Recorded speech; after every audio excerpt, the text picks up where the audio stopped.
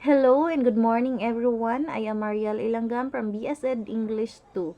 Together with Yvette Lanciano, my co-reporter, and we are the assigned students to discuss this chapter. Welcome to the presentation on selecting and constructing test items and tasks.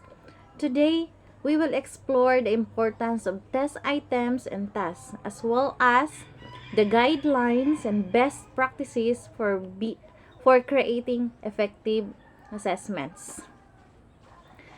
And assessments are a critical component of learning, allowing us to measure the knowledge and skills of the learners.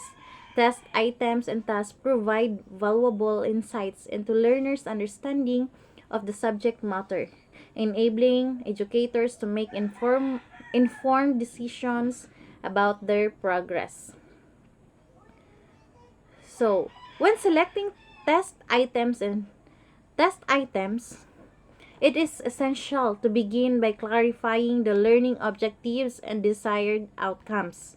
By doing so, we can choose items that align with these objectives and measure the desired outcomes. So, we have the three test types. So, the first type is the supply type. Under the supply type, we have the completion, short answer, essay structured, and essay extended. So, the second type is the selection type, which the and under this type we have the binary choice, multiple choice, and the matching type. The third type is the performance type. Under this type are the paper pencil, identification, and simulated performance and work sample. Excuse me. So we have the cognitive levels. So first is the knowledge and simple understanding. So under this cognitive level are the remembering, comprehending, and applying. So the second is the deep understanding. So under this deep understanding are the analyzing, evaluating, and creating. So the knowledge and simple understanding is, according to Bloom, knowledge as it appears in cognitive taxonomies. So, as the simplest and lowest level is categorized further into what thinking, process, and involved in learning. So, knowledge involves remembering or recalling specific facts, symbols, details, elements of events, and principles to acquire new knowledge. So, the revision of Bloom's taxonomy recognizes how remembering can be viewed not only as being able to recall, but also as being necessary in learning interrelationships among basic elements and in learning methods, strategies, and procedures. So these two types of learning make up the early phase of understanding, requiring lower order thinking skills as remembering and comprehending and applying. So the next one is the deep understanding, which are the analyzing, evaluating, and creating. So beyond knowledge and simple understanding level comes deep understanding, which require more complex thinking processes. According to Macmillan 2007, it utilizes a knowledge understanding continuum to illustrate the relative degree of understanding, from knowledge to simple understanding to deep understanding. So that are the cognitive levels. So first, we're going to discuss the supply type of test. So supply items are named given to a certain types of assessments questions. Supply items are named this way because students are asked to supply the answer to the question rather than selecting or choosing an answer to a question. So, supply type test items are those which can be answered by a word, a phrase, a number, or symbol. Supply type test items can be further divided into short answer test items, and completion test items. So there are 4 categories of supply type. The completion and short answer, which is a objective supply type test. Second is the restricted response essay and extended response essay, or the non-objective supply types. So for the completion, it is a type of test is classified as one of the supply type or constructed response types of test. So completion type of test usually referred to as having multiple blanks or to be answered per item, compared to identification type, which have only one blank per item, just like letter completion type, fill in the blank type.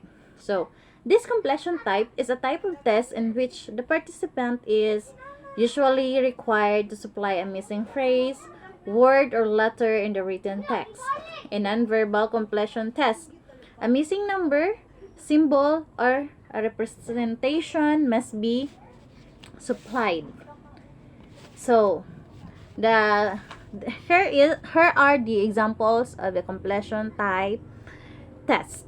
So, number 1, a 5-sided polygon is called. So, there is a blank, so a student must supply the missing or the needed word or phrase in order to complete the sentence. So, a five-sided polygon is called a pentagon. So, that is the answer. So, the second one, No Limitang Hiri was written by Dr. Jose Rizal during the blank colonial period. So, there is a blank, so we need, as the students need to supply what is the missing word or phrase in that sentence. So the missing word of that is the Spanish word. So next we have the gap filling. So instead of a set of independent statements which are incomplete as the stimulus of discourse, with gap is utilized to make it more communicative. So gap filling is another term for this variant, as the student fills several gaps in the discourse depending on the target outcome. So language teachers often utilize this form for integrative testing for more than one type of skill. So or the vocabulary or comprehension skills are needed to fill in the gaps. So there are things to consider in writing effective completion questions. First, write each test item to tap into the kind of thinking and the content in important learning outcomes. Second, design test items so that students should supply an important word or concept. Third, insert or place a blank where an answer is expected. Fourth, avoid grammatical or other clues. So let's move on to the short answer items. So the short answer items.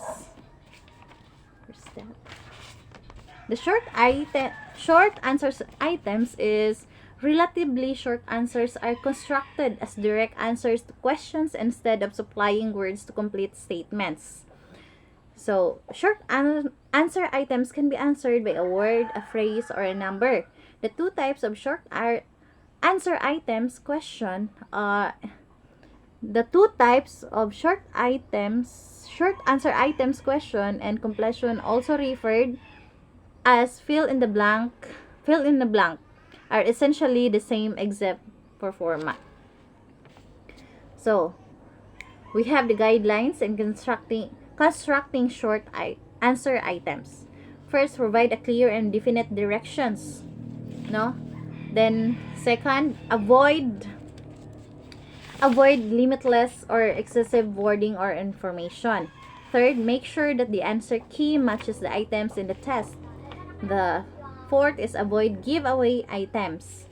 And the Fifth is avoid test items which are tricky. So in making the short answer type of test is we it is important to clearly state the question or prompt, specify the required response format such as numerical answers or sentence completion, provide a clear instructions for grading and scoring, ensuring fairness and consistency. It is also essential to design questions that allow for a variety of possible correct answers while avoiding ambiguous wording that may confuse the learners. So, that is the short answer items. So, we moving on to the restricted response essay. So, in this type of essay, a directive or a question given suggests a specification in constructing the response. It can be in terms of a specified or of length of response, limited coverage of content expected from the response, or mindset to be utilized, or definitive perspective. So in this kind of essay, the restricted response essay, the response of the students is limited. There is a specific limit. So meaning the ideas of the students are not free, or it is limited. So there are examples of a restricted response essay. So the question is, what is the famous spot for tourism in Visayas and why it is popular? So the response of the student is restricted, diba? So they are not they are not unlimited, they are limited only. So another question is, on a half sheet of a pad paper, describe the benefits which could be enjoyed from Samahang Kabataan as an organization. So again, the length of the response of the students are restricted. So moving on to the extended response essay. So in this type of essay, the directive or question does not suggest any form of restriction in the response construction. The students are free to organize and expound on their ideas freely. So in this type of essay, the students are free to expound their ideas. No, it's not limited. So examples of the questions for this essay is that, first, explain how the popular socio-economic issues affect the people's lives in our country today. So what climate change evidences do you now observe, and what ways can man alleviate their bad effects? So the response of the students for this question in the form of essay is not it's not limited. They are free to expound their ideas about this question. So there are things to consider in constructing essay exam. So first, clearly state the question. Second, relatively larger number of questions should be included. Third, guard against having too many test items. Fourth, indicate an appropriate response length. And fifth, if necessary, set the time limits. And the sixth one is note graded weights to questions. So we're moving to the selection type or the objective test items. So this selection type or objective items requires students to select the correct response from the several options. So there are selection type or objective test items. There are binary choice or true or false. The second is multiple choice, and the third one is the matching type. First, we're going to discuss a multiple choice. So Multiple choice is used to measure knowledge outcomes and other types of learning outcomes such as comprehension and application. So, is- in constructing the multiple choice items, each item should have clear stem and correct answer. Avoid using negatively stated items or double negatives as they can confuse the learners. Distractors should be plausible yet clearly incorrect. Consistency in the length and complexity of the options is very crucial. And there should be only one correct answer with no ambiguous or debatable options. So, the stem represents the problem or the question usually expressed in completion form or question form. So, the K'd option is the correct answer. The incorrect options or the alternatives, also called the distractors or foil. So, the general guidelines in constructing multiple choice are the following. First, make a test item that is practical or with real world applications to the students. Second, use diagram or drawing when asking questions about application analysis or evaluation. Third, when asked to interpret or evaluate about quotations, present actual quotations from the secondary sources. Use tables, figures, or charts when asking questions to interpret. Use pictures or possible when students are required to apply concepts and principles. 6. List the choices options vertically, not horizontally. 7. Avoid trivial questions. 8. Use only one correct answer or best answer formats. So, we're going to the examples of the multiple choice items. So, first first example is the knowledge level, no? So, the knowledge level, it is a person's knowledge of particular subject. It is a level of experience you have with a particular skill. So, the